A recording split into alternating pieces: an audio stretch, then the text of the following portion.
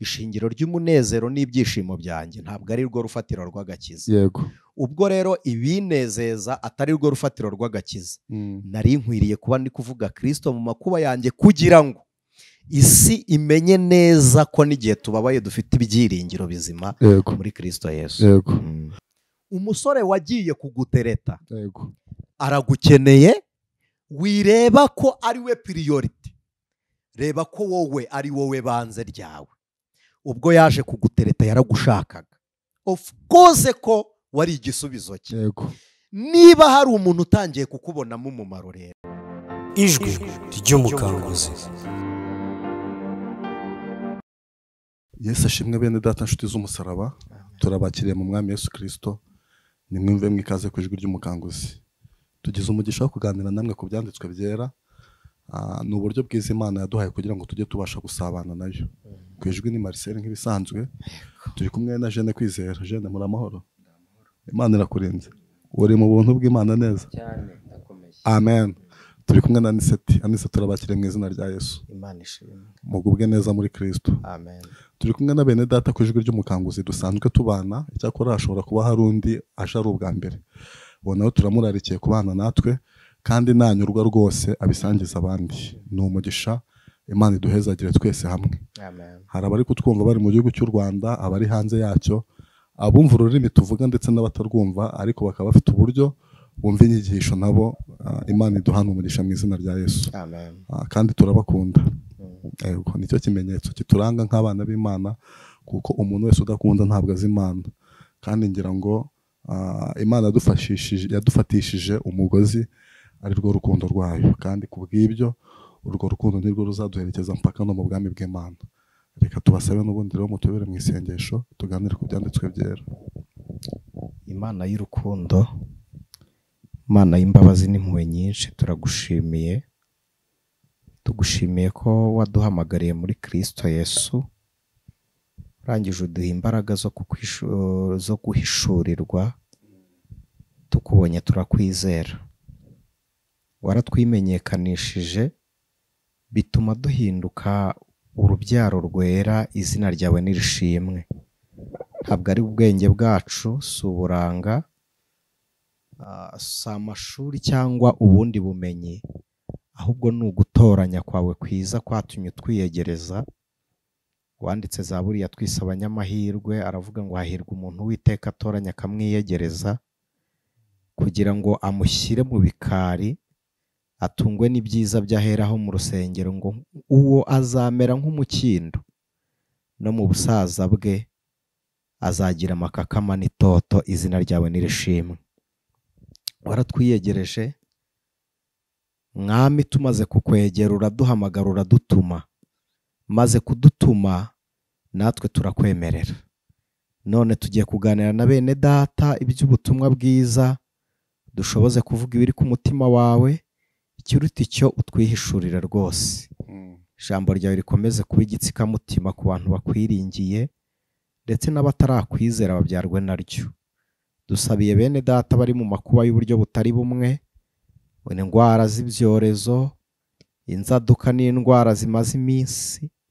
Ibyo byose turagusabye kugira ngo udukize muri byose. Niko ijambo ryawe ritubwira, kandi niko tukwizera.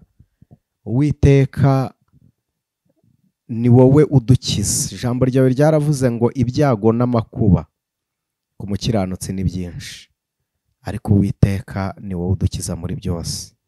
Gushimiye kubw'ubuntu bwawe none n'iteka ryose, kubw'izina ry'umwami wacu Yesu Kristo. Amen. Yesu aduhana umugisha. Amen. Anise, tugiye kuganira.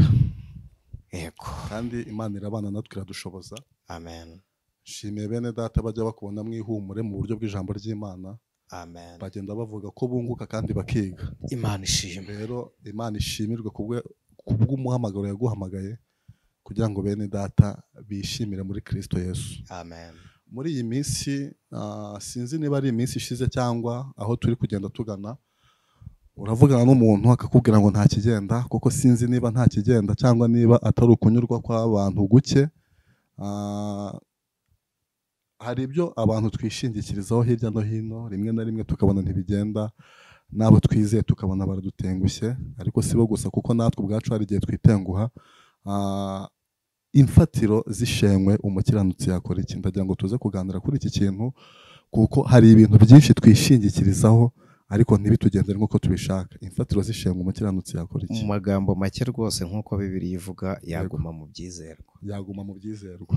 Imana ishimwe. Amen. Anise, hari ikintu waba warifuje kugeraho ukamera nk'aho utakigezeho mu buryo bwo gutenguhwa, cyangwa abo wagiriye icyizere bagukorera icyo ngicyo ntibakunde, rimwe na rimwe bigaragara ku mutima wawe, byaba byarigeze kukubaho?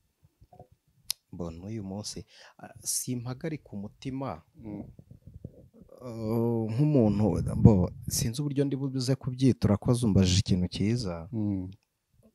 Meze nk'aho ari rwo rugendo mbamo kwa buri munsi. Meze nk'aho ariko mbayeho. Ni gake cyane njya nizera umuntu ngo anyizere. Ni gake nshobora kugirira umuntu neza ngo anyiture. Ni gake nshobora gufata umuntu ukuboko nagwa akamfata. Cyane ko umuntu ngenda afashe ukuboko rimwe na rimwe anavuza induru ko naguye kandi ngihagaze. Ari uwo wafashe ukuboko? Yego. Akavuza induru kubwo wamufashe ukuboko? Yego. Ni gake cyane nshobora gukiza umuntu ijisho akarindeba neza. Njyewe bimeze nk'aho ari ubuzima bwanjye bwa buri gihe. Kuva ntekereza ko sinzi impamvu uzanye icyo kiganiro, ariko wenda hari impamvu. Maze kubona ko Imana yandemeye kubera abandi ihumure, ariko ni gake njye nshobora kubona ko hari abafite iryanjye. Ubwo se umaze kubona ko Imana yakuremeye Kubera kugira abandi. ngo abandi babere ihumure, ariko ni gake ko wowe ushobora kubona ukubera ihumure? Ni gake cyane. Uko yaba ari intambara itoroshye. Hari Bibiliya niko yavuze. Yaravuze ngo mu nzu y'inyumba harimo ibikoresho byinshi. Ngo hari ibyo Imana ihitamo gukoresha, cyangwa se nyiri inyumba hari ibyo ahitamo gukoresha iby'icyubahiro. Yego. Hakaba n'ibyo ahitamo gukoresha ibiteye isoni. Ubundi umusirikare wese anezezwa nuko yarashe isasu rikagenda. Ariko burya isasu ntirizongera guhura n'imbunda. Bisanzwe bibaho ko umwambi uva mu muheto, bikitwa kumasha kwa nyir'ukurasa, ariko umuheto utazagaruka. Plutôt umwambi. Ibyo ni ibisanzwe kuvuga ngo ni intambara. Iyo umuntu ari gucura umwambi, Yego. anezezwa no kuwugumana. Ariko iyo abonye harasa, anezezwa no kuwutera. Ibyo ni ibisanzwe rero, niko Imana ibigenza. Hari abikoresha nk'umwambi uzagenda, hari n'abikoresha nk'umuheto uzaguma mu biganza by'umurashi. Yego. Namaze kumenya ko abantu twese ntabwo tuzakora bimwe, kandi nasanze kuba umurwanyi cyangwa se kubaho mu buzima abantu bantenguha, nasanze aribo banyigisha kuba mu isi. Yego. Ubwo ko ntekereje ko wenda wasanga uw'umumaro ku gihe cyawe yaba ataraboneka. Simbizi. Ntabwo ubizi? Ntago mbizi. Noneho Imana iguhereza umuntu ufite ihumure ryawe, nsigaye imeze nk'aho ntanamutegereje. uko waba umaze kugera mu buryo bwo kwiheba. Ntago ari ukwiheba. Ntabwo urugendo rwose biri ngombwa ko tubona abadufata amaboko, kuko hari igihe umuntu agufata ukuboko atari mu ntumbero y'urugendo rwawe. Biroroshye rero ko wanyeranyereza ukazagerayo. Tugaruke ku muntu ushobora gufata ukuboko hanyuma akavuza induru, kandi wari umufashe ukuboko mu buryo bwamugirira umumaro, ariko wowe uwo mumaro umugiriye bikamutera gutaka. Ni iki imbaraga zo kugira ngo bene abo bantu bagumane, izo mbaraga uzikurahe? Njye mbona aricyo naremewe. Njyewe mbona aricyo naremewe, mba meze nk'uri kujuwa role yanjye. Ntabwo ikintu cya mbere cyo namaze kubona, nkora ndashaka ko hari umuntu nshima, kuko rimwe na rimwe n'abanshima hari igihe aba ari bo ntaba nagiriye neza. Ahubwo bo cyo kora baba babonye neza nakoze. Yego. Noneho impamvu nkora nk'utari kwerekana ineza, muze kunyumva neza. Abantu turi ku ijwi ry'umukanguzi, ndabinginze kubw'imbabazi za Kristo, bijya bibaho ko twicara tugategura ikiganiro tugiye kuganira, ariko akenshi tuganira tutabiteguye. Iki kiganiro turi kuganira ntabwo nari nzi ko aricyo Marcel yateguye. Ibi mbibabwiye nk'umukristo. Ikintu cyo nshaka kubabwira ni kimwe. namaze kubona ko mu buzima bw'iyi si yego nkurikije aho nanyuze hari ubuhamya natanga, hari n'ubwo ntazigera ntanga. yego noneho ikintu kigoranye ni uko hari ibyo umuntu akira yabivuze, ariko noneho ibyo umuntu yakira yabivuze sinzigera mbivuga. Impamvu ni iyihe? hari intambara umuntu arwanira imbere muri we, hakaba n'intambara umuntu arwanana n'abandi. yego iyo rero bisaba intambara yanjye personeri, bisaba ko ukuboko kugufata kuba kuzi aho umugaye, yego kuko hari uwagufata yibwira ko ari kugufata agasanga afashe mu gikomere, kuko atazi aho ukomeretse. yego ikiruta rero, iyo ugenze wenyine ugenda gahoro ariko ugashyika. gusa ni umuntu tutabana, ni umuntu tutari kumwe, ko hari icyuho gikomeye cyane njyewe ubwanjye numva mfite mu buzima, ariko ku muntu, ariko aho ngaho umuntu atari, njya mpabana na Kristo nkumva ko Kristo ahari, mpabana n'Imana nkumva ko Imana ihari. niyo mpamvu ubona mpagarara, none ejo hakaza ikinkubita hasi nkanagwa nkongera ngahagarara, ejo kikongera kigakubita nkagwa nkongera nkabyuka. nuko nzi neza ko ukuboko kunsunika ntikuri kumwe na Kristo, ariko ukuboko kumbyutsa ni ukwa Kristo. ibyo rero bituma nihangana. kubera iki? izo ntambara ndi kurwana ntabwo ari iz'umwuka, intambara z'umubiri. icyakora nshobora kurwanisha umwuka. niba nshobora kuzirwanisha umwuka rero, ntabwo wankubita hasi mu mubiri ngo nemere kugwa hasi mu mubiri. birasaba ko nongera kubyuka. kubera iki? nzi neza ko ninkomeza kugwa, kuza k'umwami wanjye kuzasanga ntari maso. mba maso rero kugira ngo ntegereze ikamba ry'ubugingo. ntabwo ibintu byose byiza njyewe uko nabibonye, ibintu byose byiza mu isi ntabwo bizira igihe tubishakiye. icyakora hari igihe biza. igihe nabibuze rero ntibivuze ngo sinkomeze kubona ibyiza, kuko n'iyo Imana itankoreye igitangaza cya none, nshima icyashize, gakomeza urugendo. wakumva n'iseti muri iyi mvugo imeze uku nguku, yakumva n'iseti afite igikomere. nibyo koko waba ufite igikomere? mbo sinzi ko ndibuze kucyita igikomere. njye hari ubuzima bwanjye bwapfuye. n'iseti afite ubuzima bwapfuye. hari ubuzima butariho. iyo tuganiriye gutya nibyo abantu benshi nk'uko mukunda kubivuga bazi Anicet yo kuri social media, ariko Anicet wo hanze ya social media ntago bamuzi. ntago ndibuze kukubwira ngo ubwo buzima bwapfuye n'ubuhe, kuko ubuzima tureba n'ubu ngubwo muri evangelization. niki ukora kugira ngo wikure mu bikomere nk'ibi ngibi, nubwo mudashaka kugaragaza uruhande mwaba mwarakomekeyemo? kuko muravuze ngo hari igihe umuntu ashobora kugufata ukuboko ariho igikomere kiri, wenda kuko ntago yabonye igikomere kiri kugira ngo agufashe komorwa inguma, igikomere cyanyu kikabibanga. niki mukora kugira ngo mwebwe ubwanyu mwiyomore? umuntu w'Imana, iyo umwuka w'Imana uri muri wowe, urakomereka igisebe kikiyomora. Yesu yavuze amagambo akomeye, yaravuze ngo umuntu unyizera imigezi y'amazi y'ubugingo izajya itemba ituruka mu nda he. iyo ituruka mu nda hacu rero, icyo nshaka kuvuga ni iki? tuba tumeze nk'aya modokari itwara esanse na mazutu. iyo esanse ishize muri tanka yayo, ntabwo ijya ku station kuvoma fuel. yo ubwayo irivoma ikongera igashyira muri tanka igakomeza urugendo. ni ubwo buryo umwuka abana natwe. Imana ishimwe. ntaza kubivuga abantu nk'abakonfuzinga, ko abantu benshi baratekereza muri uru rugendo ngira amapuranifikasiyo menshi. nshobora kujya kunyura iburyo, ibumoso hakanga. najya kunyura imbere nkahasanga urukuta cyangwa inyuma. inzira ni nyinshi, ko tuba dufite amaproje menshi umuntu ari kunyuramo. hari igihe uhura n'igihombo, ariko wareba uruhande Kristo akubatsemo ugasanga uri kumwe n'Imana. hari ikintu kimpumuriza mu makuba yanjye. sibyo, reka mvuge mu makuba yanjye. hari ikintu kimpumuriza, nubwo umuntu mba nkeneye atari wuza, ariko Imana impa umuntu yego impa umuntu uvuga Mm, ntakora yego ntakora ibyagakozwe ariko avuga iryaguhumuriza Mm. kandi uwo muntu ntabazi icyo akoze yego rimwe na rimwe rero niyo mpamvu njya mbabwira ngo ijambo ryiza ni mugenzi w'Imana kuko rihumuriza abantu sibyo Yego.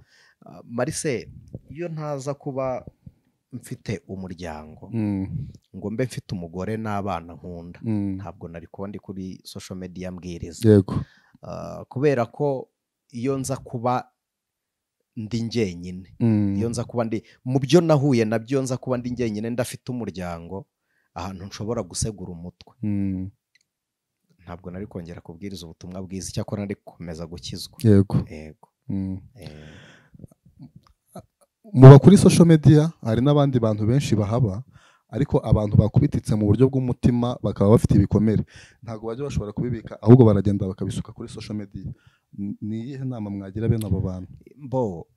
njyewe ubwabyo arakomeretse ubundi umuntu ukomeretse ntawe umwigisha gutaka ntawe umwigisha gutaka uburyo abivugamo nibwo buryo atakamo ntabwo iyo wavunitse nta muntu ukwigisha gucumbagira uracumbagira kuri social media ndabizi ko hari ibisenzegeri byinshi kuza gutaka rero nkubwira ngo ndakomeretse uramfatisha ukuhe kuboko ko nawe wabona nta kugira ikiruta rero aho kugira ngo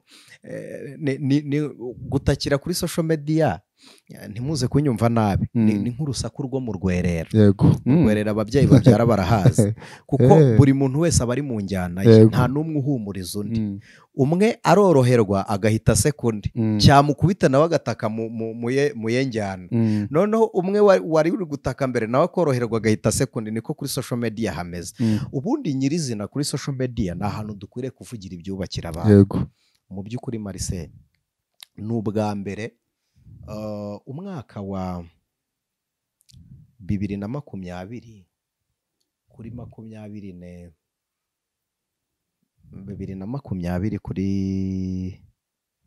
ni 2020 sibyo ni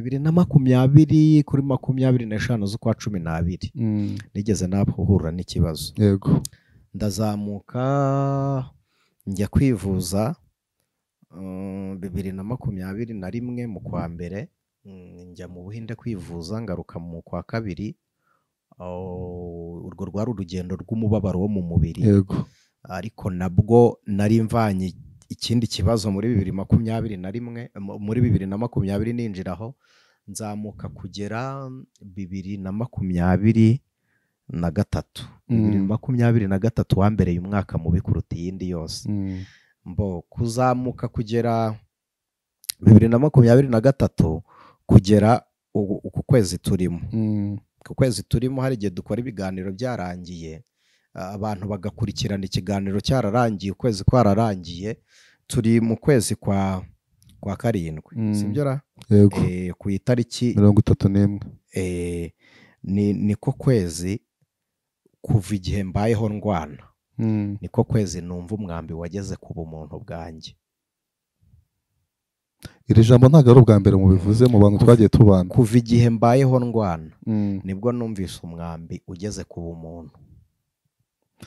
Ntabwo ndibuze kukubaza ngo uwo mwambi ni uwuhe, ndabizi neza kugira inshuti, ariko waba ugira inshuti y'inkoramutima? Njyewe ntayo ngira, nshingiye ko nawe uri inshuti ariko si inkwita inkoramutima. Yego. Njyewe inshuti yanjye ni njye. Inshuti yawe ni wowe? Inshuti yanjye ni njye. Hari abantu bagira inshuti twita inkoramutima bahura n'ibibaremereye umutima mu buryo bwo kugira ngo boroherwe, bakoroherwa ibyo bibaremereye babisutse hanze bakabibwira inkoramutima mu buryo bwo kwiruhura. Abantu bose burya si bamwe. Njyewe iyo mfite ikibazo ndwanira muri njye intambara eshatu. Bwa mbere nanga ko gikomeretsa amarangamutima yanjye ku buryo nanjye nshobora gukomeretsa abantu badafite uruhare mu ngaruka ndimo. Yego. Ku buryo njyewe dushobora guhura mfite ikibazo rwose sinkubwire nabo uburyo dusanzwe tubana akaba aribwo tubana. Anise tuzi usanzwe useka akagusekera, hanyuma nagera imbere y'uwo dufitanye ikibazo nkarwana indi ntambara ya kabiri yo kutamwitura icyo yankoreye kugira ngo noneho twembi tutaba ibibazo. Kuko hari ikintu Marise maze iminsi mbona mu ntambara y'ubuzima sigaye nirinda kuba victime. yego Icyakora njyewe ubwanjye iyo bibaye ngombwa ko Imana ishima ko ari njye, hari ikintu gituma nceceka muri iyi ntambara. yego Nigiye intambara ikomeye ku mugabo witwa Yobu. Kuko nararebye mbona Yobu si we watabaje Elifazi, ntabwo ari we wabwiye Biludadi na Sofari ngo nimuze. yego Umugore wa Yobu. Simvuze ngo madamu w'iwanjye atabaze, we nta nazi ikibazo mfite. yego ntazi ikibazo mfite kuko ubwacyo nkirutse nawe cyamubera ikindi kibazo. Ariko nyirizina ni ikirangirira mu isi. yego Cyabaye igitusha ku bugingo nataka nkavuga abwa nti ndapfuye nimutabare. Ariko kuko ari icyarashe ku mubiri n'ibifatika, ibyo ngibyo ndatuza kuko ntikigaragaza icyuho cyane. yego Gusa ariko ntikibura kunyeganyeza ku bumuntu bwa Niseti. Nagiye mpura n'imbogamizi nyinshi mu buzima, ariko ubu ntibyoroshye. yego Gusa ubugingo ni buzima. Ndumva ubugingo ari buzima, kandi mu mibabaro no mu makuba yo muri njye nibwo numva nkwiriye guhamya Kristo Yesu, kuko ishingiro ry'umunezero n'ibyishimo byanjye ntabwo ari rwo rufatiro rw'agakiza. yego Ubwo rero ibinezeza atari rwo rufatiro rw'agakiza, nari nkwiriye kuba ndi kuvuga Kristo mu makuba yanjye, kugira ngo isi imenye neza ko n'igihe tubabaye dufite ibyiringiro bizima muri Kristo Yesu. yego imfatiro z'umukristo zishengwe n'icyo umukristo yakora, aho ni ku ruhande rwa Niseti.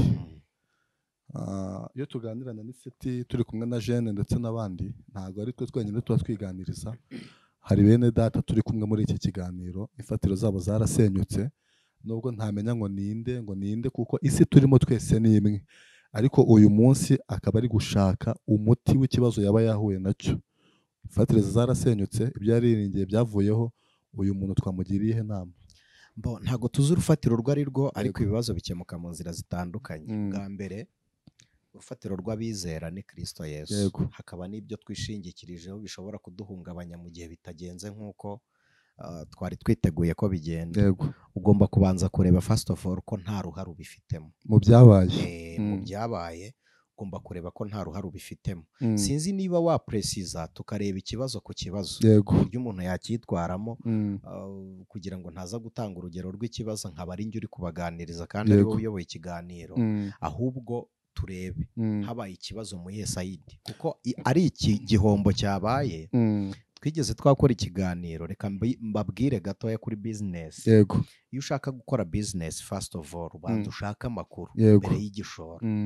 Abantu benshi bakora business bashingiye ku gishoro bafite, ariko badafite amakuru y'ibyo bagiye kujyamo. Ntabwo igishoro ari intambwe ya mbere yo gukora. Amakuru ni intambwe ya mbere yo gukora, hanyuma umwifato wawe ni intambwe ya kabiri, igishoro kiza ari icya gatatu. Sibyo? Kuko iyo ufite igishoro udafite umwifato ukirya utanungutse. Hanyuma iyo ukora nta n'amakuru, bibutse ko iyo ufite amakuru uzi ko ucuruza imari y'abandi bitewe n'umwifato wawe, wowe nta n'igishoro wari ufite, ukajya urya inyungu nta gishoro ugira, utishyura iseta, utishyura imisoro, ariko ukajya urya inyungu. Ushobora kutishyura imisoro kuko wakinnye komisiyo. Ushobora kutishyura imisoro kuko warangiye umuntu imari. Ni ibintu biriho. Ushobora no kwishyura imisoro kuko imari yakugeze mu biganza ugakora ibisabwa.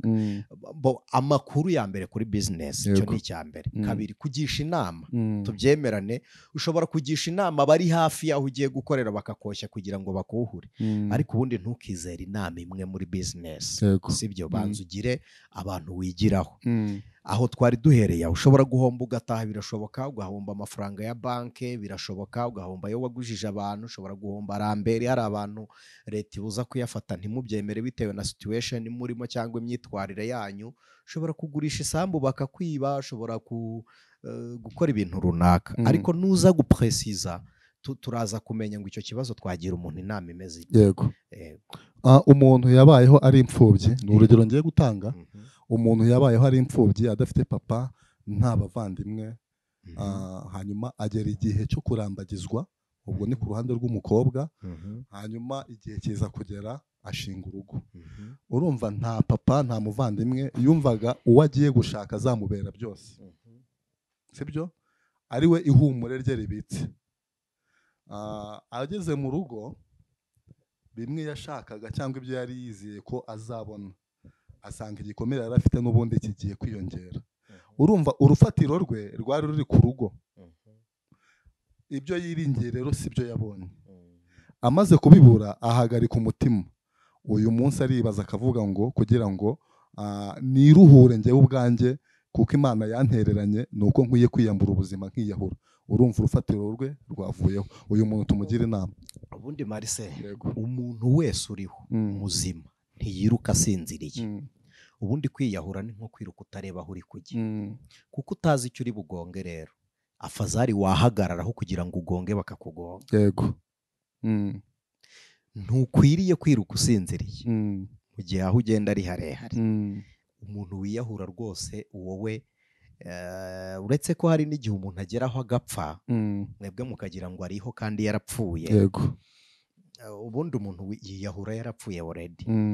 Icyo akora ni ukujugunya umubiri. Reka tuvugane n'umuntu utarapfa ukiriho. Yego, muzima. Twumva muzima. Umuntu abaho mu buzima bumeze nk'imibare. Umubare munini ni umwe, ntabwo ari umubare uhetse indi. Umubare munini ni umwe, ntabwo ari umubare uhetse indi. Yego. Abanyamibare hari icyo twita unité de base, ni rimwe, hakaza na nombre benshi ni 0. Iyo tubara tuva kuri rimwe, umubare wa nyuma burya ni 9. Niwo munini. Niwo munini ubaho. Naho iyo turenze inyuma y'umubare ntabwo haba akiri umubare, habaye imibare. Yego. Kuko duhita dufata unité de base igaheka nombre benshi. Rimwe rihetse 0 biba 10. Yego. Ubwo ni imibare ibiri. Kandi nabwo iturutse mu mibare yari isanzwe ihari. Icyo nshaka kubabwira ni iki rero, si ngombwa ngo umuntu akomere ari uko ari kumwe n'undi, nubwo ariko yari abyizeye. Nubwo ariko wari ubyizeye. Yego. Imbaraga zawe zizere mbere y'undi muntu. Bwa mbere, kuba warabaye imfubyi ariko ntupfane n'abapfuye. Yego. Ukaba uriho. Ubwabyo icyo ni igisubizo cy'ubuzima. Wowe uri papa wawe, uri mama wawe, uri grand frère, uri petit frère, uri petite sœur, wibereye byose. Yego. Cyane ko ni gakeya umuntu ajya abaho amaboko yose afite amufashe. Amaboko yose afite amufashe. Yego. Ni gake. Rimwe na rimwe usanga uwitwa umugore umugabo atamufashe. Rimwe na rimwe ugasanga uwitwa umugabo umugore atamufashe, ahubwo bose baremerewe no gufatana. Reka mbyite gutyo. Wowe rero wagira ngo ni ukuri wenyine ukabyita icyuho, wishakira impamvu kuri icyo kintu. Oya, ahubwo banza wige. Mu buzima hari ikintu nabonye kigorana, aricyo nitoje n'uyu munsi numva nshaka kuba cyo. Mbere yo kugira ngo umbere igisubizo, njye nshaka kukubera igisubizo. Wowe uba igisubizo mbere. Njyewe nshaka kubera umuntu igisubizo mbere. Nubwo hari abantu tubera ibisubizo bagakomeza kutugerageza. Yego. Namaze kumenya iki, nkunda kubabwira ngo ntitwerere imbuto, ntabwo turyiza abandi beza, ahubwo twebwe tweriza abandi barya. Aho kugira ngo ubane n'umuntu wiblaminga kuri ikibazo. Yego. Mwerera imbuto, we akubera ikibazo. Iyo umuntu yakubereye ikibazo, kugikira biroroha. Ariko iyo wowe uri ikibazo ku bandi, nawe burya uba uri ikibazo kuri wowe. Nibyo. Yes. Shaka uburyo rero utaba ikibazo. Noneho nutaba ikibazo ntuzagira umutima ugucira urubanza. Ubundi njyewe ni n'icyo kijya kinkomeza no mu gihe umutima wanjye uri gutonyanga imbere. Yego. Amaraso. Komezwa nuko njyewe nzi neza ko hari ikibazo. Kutaba ikibazo umubiri kukubaho. Umubiri kubaho. No mu bari kunteza ibyo bibazo. Kutabamwe ikibazo. Kuko bitera iki? Bwa mbere bitera umutima kugira ihumure. Nubwo bitawubuza ububabare, kuko niba wakomeretse nyine you have pain, ufite uburibwe, sibyo? Ariko niba ufite uburibwe ntibubuze ihumure. kuba mu mutima. Rero niba uri imfubyi ntabwo ari wowe kibazo cyakugize ubupfubyi. Fata ubupfubyi ko ari ikibazo, ariko wowe ube wowe wikwibona nk'ikibazo. Ubwabyo uri imbaraga zatsinze icyakugize imfubyi kuko nticyakwishe. Sibyo? Niba uri imbaraga rero, umusore wagiye kugutereta aragukeneye, wireba ko ari we priority. Reba ko wowe ari wowe banze ryawe. Ubwo yaje kugutereta yaragushakaga, of course ko wari igisubizo cye. Niba hari umuntu utangiye kukubonamo umumaro rero, wikwifata nk'umunyantege nkeya kuko urakenewe. Kandi si we wenyine ugukeneye, ukenewe n'uwo muryango wagushatse, ukenewe n'igihugu, ukeneye n'uwo mugabo, ukenewe nawe ubwawe. Niba wawundi agutesheje agaciro, wikwitakariza icyizere kuko ntiyakurebye ari we wenyine, hari abandi bagukundaga. Ikara rimwe rifatisha imbabura, imbabura igacanira karitsiye, karitsiye igacanira akagari, akagari kagacanira umurenge, umurenge ugacanira akarere, igihugu kigafata. Wowe rero nk'ikara rimwe irinde kuzima. Komeza wake kuko ntabwo ikigori kimera mu murima ari imbuto ebyiri zifatanye. Aba ari imbuto imwe. Imira igashinga igiti, igiti kikazana ikigori, ikigori kikazana impeke, impeke zikabyara ibindi. Wowe rero uri isoko yawe. Ntabwo tujya kuvoma ngo dutege injerekani imwe ku masoko menshi, utega kuri imwe. Uri isoko imwe rero, urahagije kuvomera abantu mu gihe wowe wicayuye. Sibyo? Icayure rero. Icayure, uri isoko. Amen. Uri isoko izavomera abantu. Uru rubuto ruzera rukuzura ikigega. Urumva? Uri igiti abantu bazugama mu izuba, kizazana umuyaga kikadirectinga imvura. Ntabwo uri umunyantege nkeya. Njyewe intege nkeya zanjye sinzibonera ku bantu bagaye ibyo nakoze, sinzibonera ku batanyurwa iyo nakoze, sinzibonera mu bandwanya iyo nakoze, ntabwo nzibonera iyo njyewe narekeye aho gukora. Nibyo. Niho mbona intege nkeya zanjye. Nkunda kubibabwira, njyewe ikintu nita gutsindwa ntabwo ari ugukora bikanga. Gutsindwa kuri njye ni ukurekeraho kugerageza. Nicyo nita gutsinda. Murakoze. Uyu muntu rero ugiriye inama muri ubwo buryo, akenshi biramusaba kwikunda. Iyo yumva urwo rukundo ntarwo yifitiye, kuko hari abantu babaho akaba ameze nk'icyihebe, akumva ntacyo kimaze, akumva muri rubanda nta wundi mumaro, akumva mbega we ubwe akaba yariyanze. Njyewe mbabwije ukuri, rubanda uri kunyumva njyewe ndabizi ko atabaho. Rubanda ntago nkuzi, sinshaka no kukumenya, ariko njyewe ndabizi ko ndiho. Wowe ubwawe. Exactly. Ntabwo njye nshaka kugira akamaro muri rubanda. First of all, njyewe. Noneho rubanda azabona ko nigiriye. Nibyo. Niba rubanda ari kunyumva, ntabwo nzi ko ariho. Nta nubwo nanabishaka. Rubanda, it's up to you. Anise, nibyo koko impuguro zanyu turazumvisha kandi ziradufasha iyo tuzubakiyeho. Icyo ni kimwe. Icyo cyari kimwe cya wa mukobwa w'imfubyi. Noneho reka tuze ku kindi. Ikindi ni umwana wabayeho mu buzima nakwita bwiza. Uzi ko hari abantu baba barabayeho mu buzima bwiza je barahari. Akagera mu gihe bya bindi byiza yabonaga iwabo abaye nkaho abisezeye, akajya gutangira gushaka ibye. Sibyo? Bya bindi yagiye gushaka akabibura, bwa buzima yari abayeho akamera nkaho butakaje. Rimwe na rimwe muri rubanda bari basanzwe bamubona kwa kundi, bagatangira kumwita igisebo cy'umuryango, ariko n'ubundi umuryango we ubona ko ari igisebo. Bene uwo muntu nawe urufatiro rwe rwari ku muryango, ariko abaye nk'aho atandukanye. Ubundi uracyari kure. Nababwiye ko umuntu abaho nk'umubare. Nabaho nk'umubare. Ubundi iteka ryose umwana wese turi kumvikana, umuntu w'umugabo turi kuvugana, umuntu mukuru kuri ku cyiciro urimo, umuntu ukomezwa n'ibyo yakuye ahandi ataramenya kubikorera, burya ntabwo aba akomeye. negeze mbona akantu kavuga ngo uwo musore uzagutambuka ari kugenda mu modoka yaguriwe n'iwabo abarutwa n'umunyonzi utwaye igare yiguriye. ntazishongore ku munyonzi wiguriye igare rye. Exactly. Rwose Yego. njyewe nta na rimwe nari naseka umugabo uri kugerageza gukora Yego. ngo agere ku cyo ashaka. Uwo nseka nureka gukora ngo yabuze ibyo yashakaga. Yego. Naho umugabo wese ukiri kugerageza icyo ukora cyose respect. Yego. Njyewe niyo mpamvu ubona nubaha buri muntu wese. Nubaha buri muntu wese. Hari abantu muzi ko ari abanyacyubahiro. Yego. Ariko njyewe ntabona nkabo. Wakuze neza. Yego. Ubona buri kimwe iwanyu. Baguha kapito. Yego.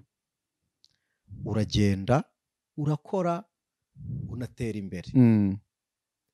Ibyo ntabwo byatuma nkubaha kuruta umuntu wakuze iwabo nta gihari agafata akiga kumenya gukwikira isuka. Yego. Akamenya kuyikomorora.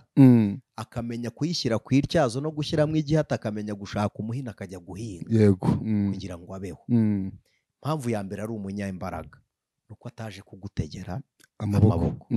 Ni bimwe njya mvuga, hari ahantu tuba turi ndi gukoresha nk'abantu nkababwira ntikora. Ntabwo uri kumpa inkunga. Yego. Yes, njyewe niyo ndi gukoresha abantu mbigisha kumenya icyubahiro cyabo. Kuko kugukoresha nkaza boss which means boss. Nabaye boss kuko nakubonye. Yego. Ariko iyo ntakubonaza. Niba mwumva muri ba boss, uri boss kurinde. Waje. Yego. None se yaje kuko uri kumutera inkunga? Yaje kuko ushaka iki? Imbaraga ze. Yego. Niba afite imbaraga ze ukaba ufite amafaranga, ntabwo uri umuterankunga by the way. Yego. Umushahara si inkunga. Umushahara ni ikiguzi cy'imbaraga n'igihe aba yaguhaye. Yego. Niba umushahara ari ikiguzi n'imbaraga umuntu yaguhaye, wimusuzugura ngo nuko aticaye ku ntebe uriho. Yego. Niba ushaka gutura mu nzu nziza, umuyede yabigizemo uruhare, umufundi yabigizemo uruhare. Rero ntabwo nkubahira ibyo wakoze ngo wubatse ikitabashwa. Exactly, nibyo. Yego. Wabikoze byavuye muri mind, ariko numwe wakoresheje imbaraga ngo ibitekerezo byawe bishyirwe mu bikorwa. Nawe ndamwubaha. Niyo mpamvu rero icyo nkubwira ni iki. Yego. Umwana wavuye iwabo, sibyo, akajya njyewe maze kubona ko mu isi sinzi niba ntari buze kuba confusinga, ni ibintu nkiri gucukumburaho. Hari igihe njyewe mba nibereye mu tuntu twanjye, mugani wa muvandimwe nibereye mu tuntu twanjye. Yego. Kuko namaze kumenya ko kugira ngo mind ibe upgraded nuko nicara ndi njyenyine nkitekerezaho. Kuko niba ndi mu bandi nzatekereza nkabo ntekereze bingana n'ibyo turimo. Yego. Ariko niba ndi njyenyine ndacukumbura nsakinge. Niyo mpamvu ibyo bintu ndabikunda. Biragusaba kwiha umwanya wawe. Exactly, niha umwanya. Noneho hari ikintu maze kubona, njya mbanza nkareba abantu turi kumwe bafite iwabo, muheruka kubahamagara ryari? Je ntufite mama, uheruka kumuhamagara ryari? Fata mikoro. Hashize igihe. Urakoze. Hashize igihe. None se mama ntiyakubyaye? Yego. None se musubize mikoro, umugore wawe muherukana ryari? Mukanya. Urakoze. Nizi somo rikomeye mu gihe cyo kubyara. Iyo umwana yacutse, ubu ngubu mfite mama, aho atuye ni mama iyo ndiyo, ariko hano ndi umugabo iwanjye. Niba ndi umugabo iwanjye, si ndi umugabo kwa mama. Ni ukuvuga ngo umwana w'umuntu ajya agera igihe acuka, agahabwa inshingano zo kuba icyo yari ategereje kuri se. Iyo mvuze gutyo rero ni iki? Uzi ko hari n'abantu mugirana isano mukibana mu rugo. Mukibana mu rugo. Mushiki wawe rwose akakwitaho mukibana mu rugo. None se ntufite ba petit frère? Yego. Uheruka kubahamagara ryari? Haciye iminsi. Bashiki bawe uheruka kubahamagara ryari? Haciye iminsi. N'abantu bazi ko bakominikana ni isano iturusha imbaraga. Yego. Ntabwo ari inshingano. Isano yo muri twe iturusha imbaraga, tukabahamagara tukabakumbura kuko amaraso arakumburana. Mm. Iyo ni isano, Yego. ntabwo ari uko ari njye ubishaka. Mm. Umuntu rero acuka ku wundi.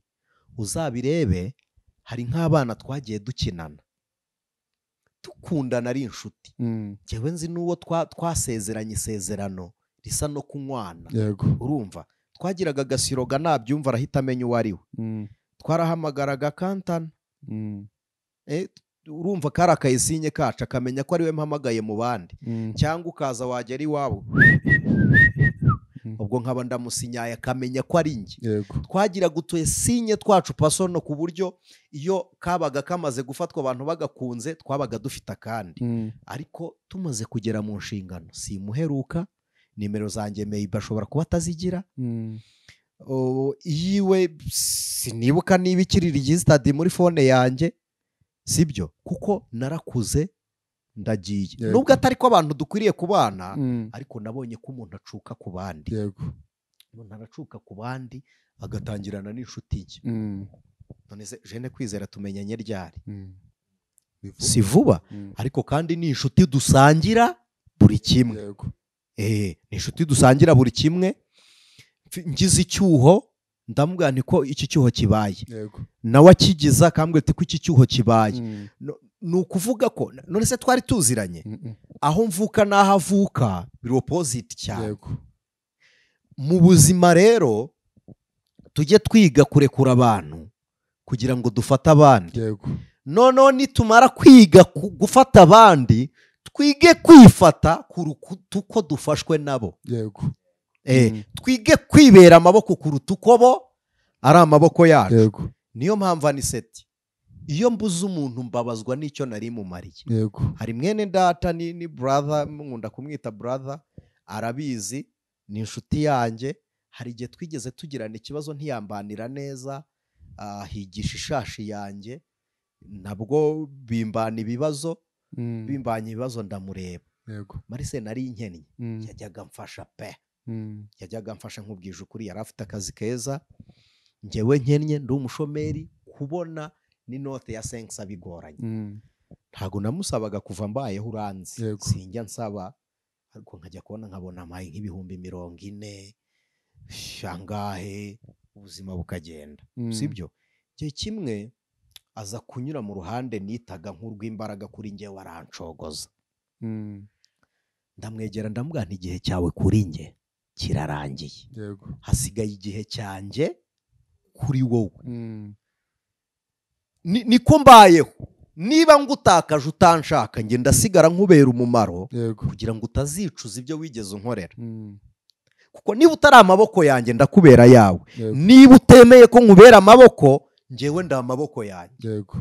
Ntabwo njya mpomba buri buri. Mm. Niko mbayo. Kandi koko nawe ni umuhamya uyu munsi ko twese tumaze kuba abantu bahamye. Yego. Mm. Ariko namufasha harutaho yamfashe noneho. Mm. Yageze mu situation agira isoni zo kundeba, njye ndamusanga ndamwani waje nanjye mfite isoni. Mm. Zo kuvuga ikibazo mfite. Nawe ufite isoni zo kuvuga icyo ufite. Reka ngufatire aho wamfatiye. Yego. Turazamurana. Mm. Ariko uyu munsi we turanaherukana turavugana. Mm. Ariko tutanavuganye Nta kibazo. nta kibazo. Mm. Rero igihe wowe ubona ngo usohotse iwanyu, ngo iwanyu barakize, ni iwanyu. Mm. Ntabwo ari wowe. Mm. ngo navutse ngo iwacu bakomeye, ni iwanyu nyine. None Ariko se si iwawe. ko papa wawe nawe yabishatse. Yego. Iwanyu si iwawe bro. Mm. Ntabwo iwanyu ari iwawe nshuti yanjye. Mm. Urumva? None se mama nugusaba. yes. Mama nyine nugusaba. Yego. Ni iwawe. Mm. Urumva? Iwawe si iwanyu. Yego. Nawe kora Mm. ube wowe iwawe. Yego. Mm. Yesu abaho umugisha. Imana iguhereza umugisha. Abakristu nta rufatiro na rumwe dukwiye kwishingikirizaho mu bigaragara. Urufatiro rwacu ni Kristo. Kandi nitwibaka kuri Kristo nibwo rufatiro ruzima tuzakomera. Ariko nubaka kuri papa cyangwa mama ukubaka ku nshuti, uzaba ubaye nk'ubatse ku musenyi. Rero reka natwe twubake ku rutare ari rwo Kristo. Anise reka tugere ku musozo w'iki kiganiro. Watanze urundi rugero rumwe ko iminota yari ikiri mike. Iminota yari igihari. Sinzi niba Jene Kwizera yaturebe. Oya, iminota iracyahari. Reka dutange urundi rugero rumwe. none se wahereye ku muntu warambagijwe Yego. ageze ari imfubyi. ari imfubyi. Twaganiriye ku mfubyi Yego. bishobora gufeiringa. Yego. Uwo muri business twagerageje kumuha urugero. Yego. Hari n'uri mu rugo. Yego. warugezemo. Reka dutange rero urugero. Ushobora no kubura urubyaro. Yego. Tanga urugero. Reka dutange urugero rero sasa. Reka dutange urugero. Turabizi neza ijambo ry'Imana rivuga ngo urubyaro ni umwanda uturuka ku Uwiteka. Sibyo? Hanyuma uyu muntu akoze umugore mwiza nabwo atangwa n'Uwiteka, ariko umugabo we ko ntacyo bibiri muvugaho. Umugabo we bigenda bite? Niba urubyaro ari umwanda uturuka ku Uwiteka, hanyuma umugore nawe akaba uko mujya musubiza ibitekerezo inyuma mu buryo najya mbitekerezaho. None se harya umugabo akura byaragenze bite? Umugabo akura byaragenze bite? Ntabwo aba yarabaye urubyaro. Aba yarabaye umwana nawe aba yaraje muri rwa rubyaro. Yego. Bifatira aho tuzi. Yego. Hanyuma abantu bajya bagira ngo kuganira na Niseti biroroha. Hari igihe bagira ngo biroroha, ariko kuganira na Niseti bisaba nabwo kurukaraga inshuro 14 mu kanwa. Ibintu bisa nka bya bindi tuye gufira mu bukwe ukumva ngo umwana wacu ngo twaramureze ngo nago uzi no nka ngo muduhaye ngo nago mumuguze, ukagira ngo ndiwe bari bamworoye. Ngo umugabo n'umwana wundi, hanyuma umugore we n'umwana wandi, nawe n'umwana nawe wundi. Reka tunywe amazi birashira. Reka tubimanuze amazi. Anise, hanyuma mariage yarabaye kuri uyu mugore n'umugabo. Umugore ageze mu rugo nk'uko twari tubivuze, ageze mu rugo ntiyabona urubyaro. Kandi turabizi neza, mboneka abantu bibwira, sinzi niba ariko kuri, abantu bazi ko umugore ashobora kubeshwa mu rugo n'urubyaro. Uri gutinda. Yego. Uri gutinda ku rubyaro. Yego. Reka gatoya nguhe story. Yego. Iririyo. Hari urugo nzi. Yego. Hari famiye nzi. Umugabo ni inshuti yanjye, ni umumizirima. Yego. Ariko umugore ni umukristo, ni umuririmbyi. Ubwo ntibahuje ibyo twakwita kwizera. Yego. Mu buryo bw'ubuyobokamana. Kandi harimo itandukaniro rinini. Iyo tuvuze ngo ntibahuje, mwumve ko batandukanye ndetse kure cyane. Kuko umumizirima ntiyemera imbaraga z'umwuka wera. Tubyemerane. Ntiyemera kuzuzwa umwuka n'impano z'umwuka, ariko we arabyemera. Uyu mugabo yabaye inshuti yanjye muri cya gihe twigishaga Bibiliya na Korani. Yego. Hanyuma umugore yatashye muri uru rugo yarabyaye. Umugabo w'umumizirima nawe yigeze yubaka. Yazanye umugore agwa kunda, arapfa apfana n'umwana. Arangije ashaka umugore wabyaye, azana na wa mwana mu rugo. Yego. Umugore yahaje umwana afite imyaka 4. Yanga kumubyarira ku bushake. Umugore yanga kubyara ku bushake. Yanga kubyara ku bushake. Agakuramo inda. Sa wa mugabo yakuyemo inda 2. Noneho nyuma yo gukuramo inda 2 yerekana ko ari ikibazo, ariko biza kumenyekana nyine hari uburyo ibintu bimenyekana. Yego. Biza kumenyekana uburyo yanyweye umuti inda zivamo. Arangije aranapfukama rwose asaba umugabo imbabazi. Ahita ajya muri onapu. Umugabo ntabyo yarazi. Yego. Umugabo rero yarampamagaye arambwira ngo ngira inama, tubanze tuganire ubundi dutuje. Yego. Arambwira ati umugore wanjye ndamukunda kandi n'umwana ndamukunda, sinshaka ko agenda. Yego. Nshaka kuba mbafite. Bigenze ne. Ikibazo cya mbere twarebyeho, naramubwiye ntibanza wisuzume mbere yo kureba aho umugore yakubangamiye. Ngewe nk'ubu hari amakosa umugore wanjye yagwamo nkamenya ko ari njye yamuteye. Yes, tujye tuvugisha ukuri. Nge hari ikosa umugore w'iwanjye ashobora gukora, avuga nti ninjye ubikoze. Iryo kosa nubwo ari urikoze, avuga nti ninjye urikoze. Kubera iki? Arikoze kubera njye. Rimwe na rimwe niko abantu duteye, abana b'abantu niko duteye, ntitukajye twiyoberanya. Hari igihe dukemuza ibibazo ibindi. Niba habayeho gukemuza ikibazo ikindi, njye sindeba ikindi, ndeba icyabanje. Ikinyarwanda kirumvikana. Gukemuza ikibazo ikindi ni ukuvuga ngo ikindi gikozwe kuko hari ikindi kibazo cyabanje, noneho njye ndeba icyabanje gikozwe nande, kugira ngo undi agwe mu kindi kibazo biturutse he. Rero ndeba inkomoko yabyo. Naramubwiye ntibanze urebe, nta ruhare wagize mu kubabaza uyu mugore. Yego. Dusanga uyu muvandimwe yabanje guhisha umugore imitungo, noneho yakora amafaranga menshi akayaha nyina. Umugore nawe aravuga uru rugo nindubyaramo, aho kugira ngo umugabo akora azana ajyana iwabo, bishobora kuzambana ibibazo kuko n'amabukwe nta nkunda.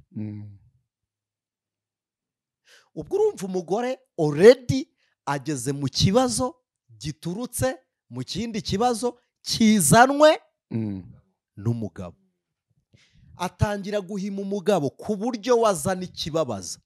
Sinzi niba mubizi ko ushobora kuburaga n'umuntu ukamuserereza umubwira ngo subwura sute kuri inzobe. Yego. We ntarebe ko aniseta ari igikara, agahita areba inenge ahubwo ihita inkomeretsa. Murabizi ko utera burage n'umuntu agahita gutuka muri burage. Yego. Agahita akagukomeretsa. Mu bibazo rero bijya bibaho ku buryo ushobora gukora akantu gatoya ugiye kukwishyura, wowe ufashe eponge ukayimukubita nk'uri gukina, wagahita aterura inyundo akakwasa. Agahita kwasa inyundo kuko ntuzi situwasiyo arimo, sibyo? We wari uri gukina. Exactly. Revo rero bagezeho ni iyihe? Bageze kuri revo yuko umugabo yiriwe mu rugo, umugore agataha, ntari burye aratekereza ko umugabo yamuroze. Umugabo nataha ntarya, aravuga ati ubuse umugore ntiyandoze. Byabaye rero ngombwa ko nicarana n'umwe, umwe kuri umwe, kugira ngo tuganire. Impamvu tubivuze ni iyihe? Mu rugo iyo mwese mwamaze gukomereka, burya nta n'umwe uba ukiri mu mwenda wo kunezeza undi, kuko muri abanyabikomere. Mumbabarire mbabwire gutyo, nta n'umwe ukiri mu mwenda wo kubera undi byishimo, ariko wowe uri mu mwenda wo kwinezeza, kugira ngo nibura ako gato kagusubije inyuma ngo ujye gusimbuka urukiramende. Imbere yawe already hari urukiramende. Yego. Ugomba gusimbuka utarunereye. By the way, biragusaba iki? Banza wirebeho. Nimvuga gutyo abantu benshi barumva atari byo. Nibyo, ni njyewe nyine ubivuze. Yego. Nawe ni wowe wimbureyiminga ku gitekerezo nguhaye, kuko nawe si nkubureyiminze. Yego. Banza wishakemo urukundo first of all. Ubanza urebe ko ukwiye ibyiza. Ubanza urebe ko nawe ukwiriye kunezerwa. Numara kumenya ngo nkwiriye kunezerwa, wongere utekereze ngo ko nkwiriye kunezerwa, ninde ukwiriye kunezeza? Yego. Niba wumva ukwiriye ibyishimo, niba wumva ukwiriye urukundo, niba wumva ukwiriye umuntu ukubwira ngo uri mwiza, niba wumva ukwiriye umuntu ukubwira ko agukunda, Yego. niba wumva ukwiriye umuntu munezeranwa. Urukundo, esheke y'urukundo yicwa n'urundi. Igikomere cy'urukundo kivurwa n'urundi rukundo. Niba wumva ukwiriye urukundo, ukwiriye uburyohe bw'urukundo, ongera utekereze ngo ninde ukwiriye kunezeza. Nuhita ureba inyuma y'urugo, ukabona uwo mugabo wo hanze ukubengutse akwiriye kukunezeza, akubonye kuko wa mugabo mubana yakwitayeho. Yego. Icyitonderwa, igihe wowe wari uri iwanyu ataragushaka, uwo mugabo ntiyakwitagaho. Uwukubonye uri mu rugo yari atarakubona. yari atarakubona. Uwakubonye mbere y'abandi, wongera umwubahe, mwubahira icyo basi. Guhita usubira kwa ex wawe sibyo, kubera ko ex wayi yitwa we. nuko yagusize. yego ubwo yabonye aho ajya nuko utari ingenzi kuri we. ntabwo ari ingenzi. ntabwo wari ingenzi. niba utari ingenzi kukubona nonaha, nawe ameze nk'uri guhunga, aragushakaho ibyishimo adafite, yego kandi nawe ntabyo ufite. icyo ukora ni iki rero? iremera uwawe. iremera uwawe. yego rema uwawe. ukwiriye gukuramo ibyishimo, wirema uw'abandi. bakobwa reka mbahe ukuri bashiki banjye bagore. umugabo ufite urugo naguhindukirira gutereta, ujye umenya ko ashaka kukwikurizamo agahinda ke. ntabwo ari urukundo. ntabwo agufitiye uruhe? ntabwo ari urukundo. ariko wowe nkugiriye uruhe rukundo? urampekeye ngo urasa neza, wakoze. si urukundo. icyo cyo ndakikubwiye. icyo akora, umuntu wese uri gusamba yabwira umwegereye ngo mfate ukuboko. yego hanyuma bagasambagurika. yes. yego jene niwe ubivuze. yego ntabwo basambagurika. yego bagasambagurika. yego bakagira gute? bagasambagurika. ubwo iyo bari gusambagurika ari babiri, ubwo nyine ni babiri bari gusamba, harajyamo n'ay'urufatanye. okay sibyo? yego barasambana. nimusambana rero, yego ntabwo ari urukundo. ikimenyetso cy'uko uwo mugabo ugusambanyije atagukunda, yego ntari bugukenere nyuma y'ubwa mbere, arahita yitahira aho yaturutse, kugira ngo umenye ko atari wowe akeneye. yego uwo mugore muri kumwe, telefone y'umugabo we nimuhamagara urebe. kandi wa mugabo we nkubwire, nubona umugore muri kumwe, umugabo wamuhamagaye agahita avuga ngo iyi mbwa iranshakaho iki, wowe ujye umenya ko uri nyakabwana. ubwo we ni imbwa nkuru, wowe muri kumwe uri umusega. kuko imbwa bararanye, yego imbwa yamugaburiye, yamuhaye icyayi cya mu gitondo, yego imbwa yamuhaye agakanzu yaje yambaye, imbwa yamuhaye utuvuta yaje yisize. ubwo ni imbwa nkuru. ni imbwa nkuru. wowe uri umusega. yego uri nyakabwana pe. cyane. uri nyagasukuguri. niwumva atutse umugabo babana ngo ni imbwa kandi ataha mu isenga rye, wowe utagira isenga batahamo, uri nyagasukuguri pe. yego afazari wubaha imbwa ariko ifite isenga, aho uri buze gutaha ifite isenga atahamo. yego nawe wa mugore we, nubona umugabo, umugore wamuhamagaye muri kumwe, akavuga ngo yarambaza iki, reka nkubwize ukuri, ujye umenya ko wowe utanitaweho, ntabwo uzwi, bagufashe nka puberi yo mu muhanda bari bujugunyemo ibitekerezo n'umwanda wo mu mutwe, hanyuma bikomereze.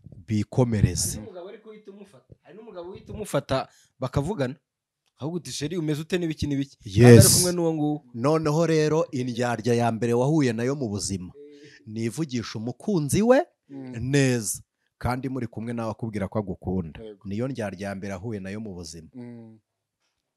kugira ngo umenye formule y'indyarya special, nuko naba ndi kugutereta narangiza nkitaba umugore nkamwana isheri mwari mumpamagaye, kandi nawe narangiza nkabwana isheri tugende, ubwo ubundi urumva urinde. uburi ihene bakuragira ukarisha, kwanza uba wanarishije. baravuga ngo turatukanye. kurema uwawe rero ukunezeza ni iki? hindukirira wa muntu mubana. niba amahirwe ahari, ingo nyinshi zitana ba mwana. amahirwe ahari ni uko ikibazo kiri mu rugo iwawe atari wowe wagiteye. reka twemere kurengana. niba urengana, kubera iki haje ikibazo gito ukabuzanye byinshi? niba urengana, jya imbere y'uwaguteje ikibazo, ni ukuri gusaba umugore imbabazi si ikosa. biraryana, biragora benshi, ariko ni umuti. kandi la majorite umuti uvura usharira. mugarukire. yes, mugarukire. nurangiza umubwire uti mbabarira. kubera iki ngusabye imbabazi? witwaye nabi ariko ngewe ndagukabiriza. Aho niho uba ufashije umuntu ingeso ye. Hari abantu bigeze batubaza ngo ni gute ufashe umuntu ingeso. Yego.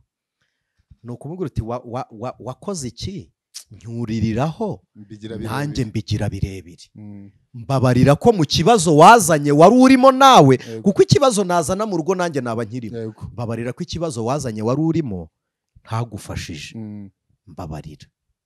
Noneho niba umbabariye wanyemerera tukabitwara muri ubu buryo. Iremera inshuti yawe. Yego. Hari abagabo bakwemerera ko bakubabariye bakongera bakagenda. Hari umugore ubikwemerera, akakubwira ati ndakubabariye. Ngenzi umugore wamaze kwiyunga n'umugabo yamuciye inyuma, ahita ahamagara wa musambane waramubwira ati maze kumwica mu mutwe, ndamwisha ndamuroza, ntazongera gutekereza ko twakongera guhura kuko mwishe mu mutwe. Sibyo? Aho kugira ngo upfe mu mutwe rero, hita ureba, fata uwo mugore mubyaranye abana bangahe. Yego. Urebe uwo mugabo mubyaranye abana bangahe. Uretse guteza ikibazo. Yego. Niba mufitanye abana 3, umugabo umufate nk'umwana wa 4, umugore umufate nk'umwana wa 4, uvuge ngo uwa 4 ni ikirara. Yego. Reka nite kuri 3 bazima. Niyo solution. Iki kirara cyanjye rero reka nkihanganire, n'ikirara ku muhanda ni icyanjye, nzihangana. N'igitaha nzihangana. Intambwe yindi ni ukwihangana. Nubona harimo urupfu, iruka uhunge. Nubona harimo urupfu, hunga udapfa. Yego. Kandi wihunga gutyo gusa. Ubuhungiro buzima ni mu maboko ya leta. Yego. Genda ubwire ubuyobozi uti ngewe nje mpunze mbonye harimo urupfu. Kuko niyo ushaka gusubira mu rugo rwawe ntibisaba ko umugabo aza kugucyura. Ubuyobozi burongera bukabafata bukabahuza mugataha. Yego. Ikindi cya nyuma, iga kugira ibanga ry'uwo mubana. Ariko iyo hajemo ibikomere ukumva umuntu atangiye kujya aza kubwira abantu. Impamvu ya mbere ituma mu gikomere ushobora kuresista nuko ugomba kumenya ko nundi ugiye kubwira nawe ari inkomere ngenzi yawe. Yego. Aragufasha iki? Aragufasha iki? Ikintu kizakubwira ko nubundi uri kubwira atazakugirira ibanga nuko utangira kumubwira ikibazo cyawe nawe akakubwira iki. Hita umenya ko ugomba guceceka aho wari ugeze. Kuko niba utangiye kubwira umuntu ikibazo akakugute uri mugenzi wanjye, uti abagabo bose ni bamwe, abagore bose ni bamwe, tuza. Niwumva umuntu waguteze amatwi nibura uwo yakumva. Ariko niwumva umuntu uri kugisha inama agatangira kukubwira, rimwe na rimwe nureba nabi azarira mbere yawe. Narira mbere nushaka uzamubwira uti yewe nikiniraga za riburage. Nushaka uzamubwira uti bya riburage. Naho ubundi yewe nta veni ntatarane byose ni ibiceri. Imana ibahe umugisha. Amen. Yesu aguhereze umugisha. Amen. Marise, nawe wigeze umbaza ni iki utakihanganira mu rugo? Reka tuzabisubiza mu kindi kiganiro kubera ko iminota yatujyanye, ariko ntugire ikibazo nzagusubiza. N'abantu bari hano barabyumvisha ibyo ukoze. Ngewe rero icyo ntakihanganira narakibabwiye, ariko ikindi ntabwo nakihanganira umuntu mpimbira ibinyoma. Icyo ntakwihanganira ni igikira. Umuntu tubana kunca inyuma byanyorohera, ariko kumpimbira ikinyoma ndabyanga kuruta ibindi bibaho. Bene uwo muntu aba ari mubi yakwicisha, kwanza yaba yanakwisha. Kuko iyo urebye nabo uwo ni umurozi wo muri sosiyete wawe uba utunze. Rero umuntu uhimbira ibinyoma uwo bashakanye, garuka, rekeraho. Imana ibaha umugisha mu izina rya Yesu. Amen. Reka dushimire bene data twari turi kumwe muri iki kiganiro, ibiganiro byo ku Ijwi ry'Umukanguzi. Reka mbabwire rero iki kintu, niba wumva ufite ikibazo mu rushako, menya uwo ugisha inama, hanyuma urebe umuntu utagira amarangamutima menshi yawe. Burya inshuti zose zigukunda ntabwo ariko zose zikwiriye kumenya ibibazo bikubaho. Ako kantu mukumve mutuje. banza urebe inshuti igukunda ariko ijya inaguhana mu gihe wakoze amakosa. Niyo nshuti. Burya umuntu ugukunda akanaguhishira mu makosa ni umufatanyabikorwa, ntabwo ari inshuti ihoraho. Ariko uguhana akakubwira ngo iki kireke, niwe wagisha inama kuko ni nawe ukugirira ibanga. Ariko ufite ya marangamutima, ngewe nzi umuntu wagiye kugisha inama nyina ko ameze nabi, nyina aramurikodinga, arangije arabitanga, bafunga umugabo. Kandi umugore yagiye kugisha inama, ntiyagiye kurega. Kubera iki? Mama wawe niwe ugufitiye igishyika nyine kuruta abandi. Igihe abantu bose bakuvuyeho, nyoko niwe usigara, niwe uba uhari. Rero reba umuntu unaguhana, anakubwira ati ariko nta kosa waba warakoze. Murakoze. Mana ni wowe wubaka, urufatiro rwawe rugakomera. Ni wowe usana ibikomere byacu, uhereye kuri njye na bene data, utwomora inguma tube dushyitse dukomeye, kugira ngo dukomeze kuguhamya tumeze neza. Ariko Imana dukorera ibasha kudukiza mu itanura ry'umuriro. Ariko mwami, naho wakomeza ukagurumana, ntabwo nzananirwa guhamya kuri Imana yera. Naho Nebukadinezari yakenyegeza, uri Imana y'urukundo. Ibyiringiro dufite ni Kristo, si imibereho mizima, si ugukira, si ukubona ibyo twari twiteze. N'igihe tubuze inshuti no kwizera, kuko Yesu niwe uzadufasha mu bitugerageza. Dushoboza ibyo kubw'izina ryawe dusenze twizeye none n'iteka ryose. Amen. Shalom, shalom. Ijwi ry'umukanguzi.